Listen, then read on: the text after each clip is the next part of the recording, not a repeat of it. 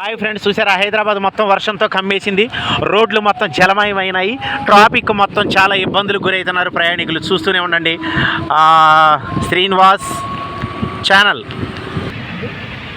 ఈ వర్షంలో traffic jam అయితే మహా రిస్క్గా ఉంటుందండి. ఏదైనా వాళ్ళు జిల్ల కూర్చున్నాయి నాకు ఎప్పుడు అదే పని వాళ్ళకి సగం బ్రాహ్మడు వస్తాయి. ఇది పర్వత నగర్ జంక్షన్లో ఉన్నటువంటి పరిస్థితి ఈ విధంగా ఉంది. అంతా వాటర్తోనే నిండిపోయింది. రోడ్లు మొత్తం జలమయమైనాయి. వాతావరణం ఇంకా 2-3 రోజుల దాకా తెలంగాణలో వర్షాలు కురిసేటువంటి అవకాశాలు ఉన్నాయంట.